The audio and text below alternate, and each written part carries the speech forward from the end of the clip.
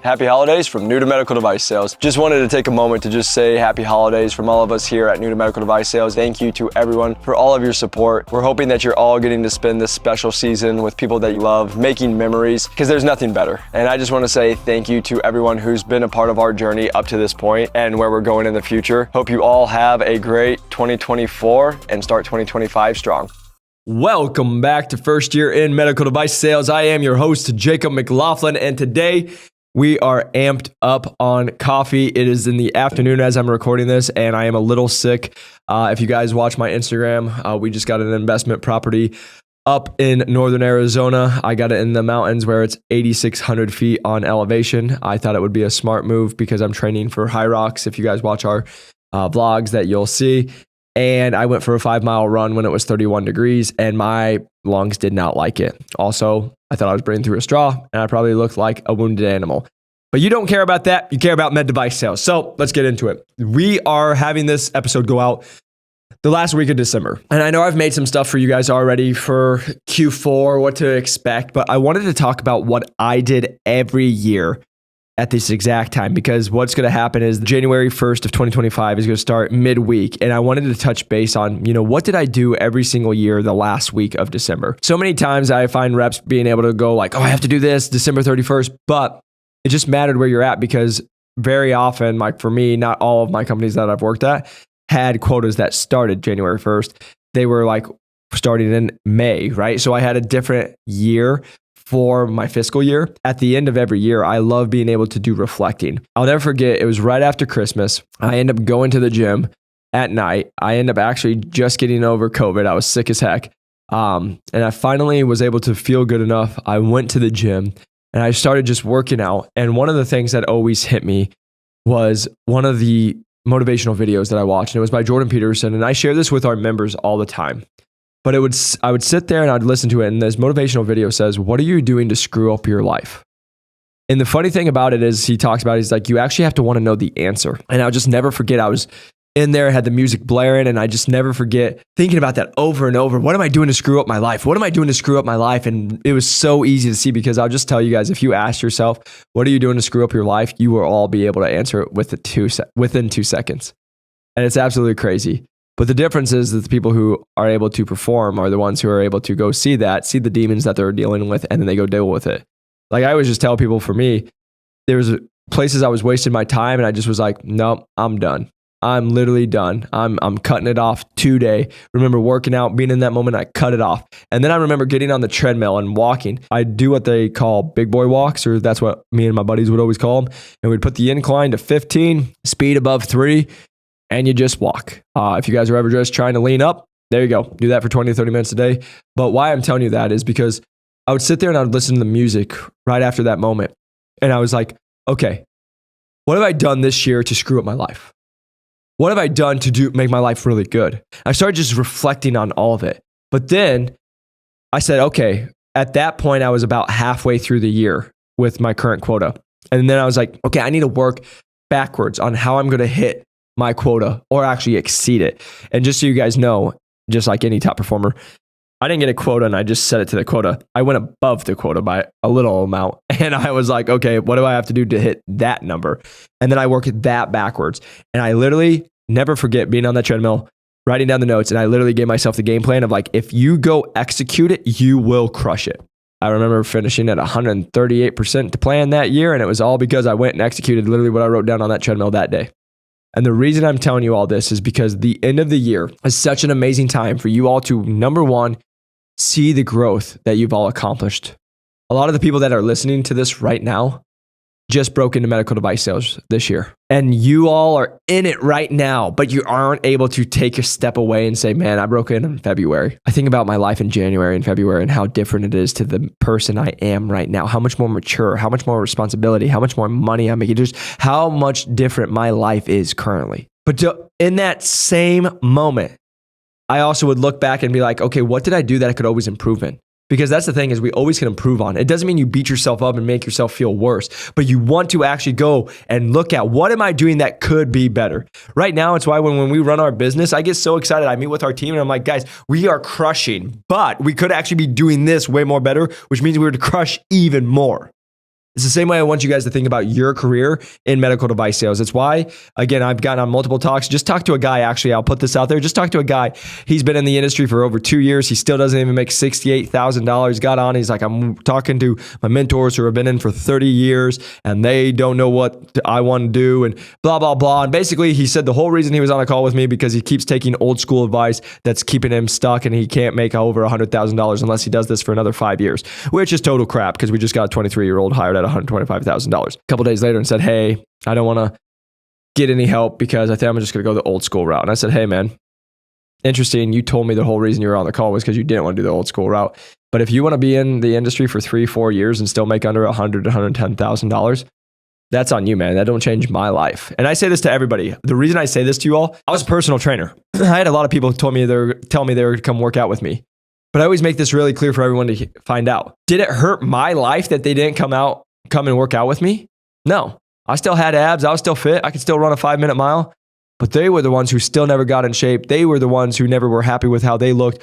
All that. And it's no different than in med devices and what we do is like, we've been able to help people do all the things that you guys all want to do. But the reason I'm sitting here telling you this is please do not listen to human beings that you don't want their life of. The reps that have been in for 6 years that only make $140K. Great. The thing I'll sit here and tell you, there is nothing wrong with making $140K. I'm not trashing on that. What I am trashing on is people who will make that and it took them 6 to 8 years. I did way north of that my first year. We're able to show that. But then those people who make the 140 are going to trash on the people that are in their first year or second year, tell them it's impossible and they'll never do it.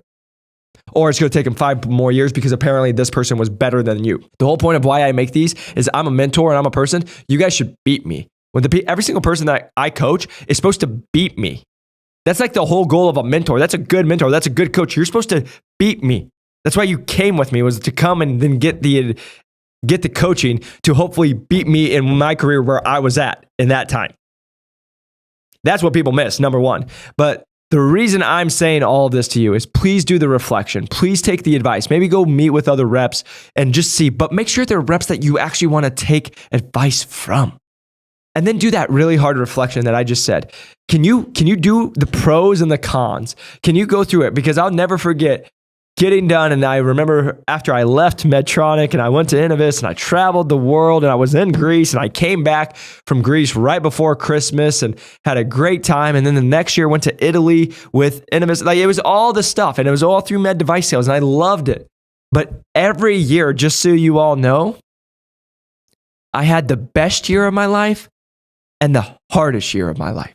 And you're like, wait, how does that make sense? And it's because, again, like, guys, I'll never forget.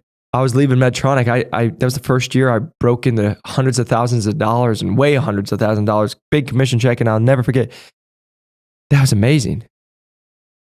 Still the same year that I lost my best friend to brain cancer. And then it was like, okay, I got this new amazing job and I got this new opportunity. And then I had another massive loss. And what I don't think enough people talk about, and I just want you guys to hear it from someone who's lived it and gone through it. You know what's crazy about when you're seeking this thing called growth? Is usually you take on bigger challenges and bigger mountains. You usually are going to have bigger successes, but you're also going to have bigger losses. And people miss that a lot. And so I'm sitting here telling you guys that because I want you to keep growing so much. I want you to have all the success in medical device sales. But the one thing I watch the best reps do every single year is they reflect. They reflect on what they did great.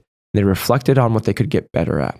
Doesn't mean you beat yourself up, but where are you missing gaps? And again, do the real Jordan Peterson, because just so you guys know, I talk to our team about this and our members, and I make them do it too. But just so you guys know, everyone's always asked me, Jacob, how have you had success? What's made you this way?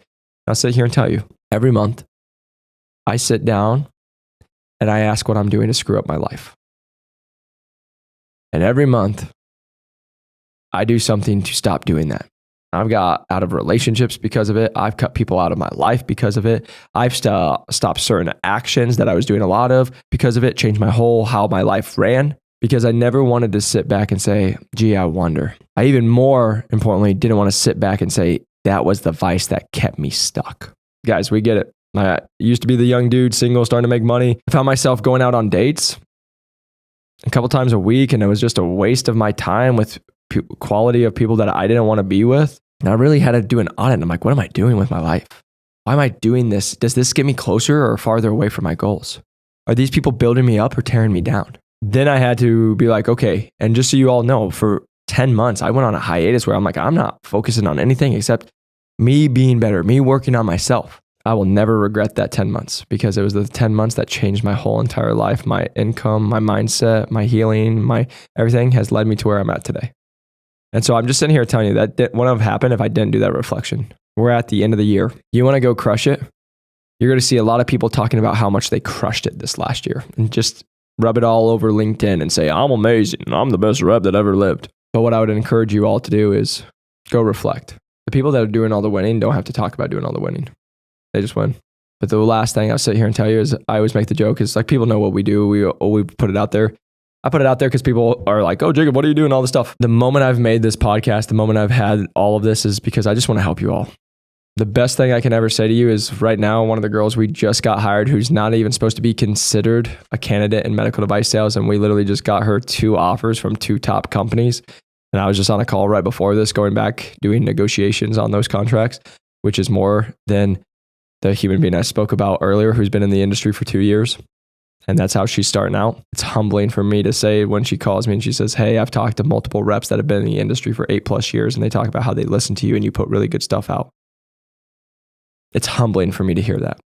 Again, that's not me trying to toot my own horn and tell you guys this. I'm just sitting here telling you the reason I've done this podcast, the reason I do all of this, the reason we have a camera crew and we put this content out there and do all of it, because it goes back to the same reason I started over 4 years ago when I had not a dollar to my name.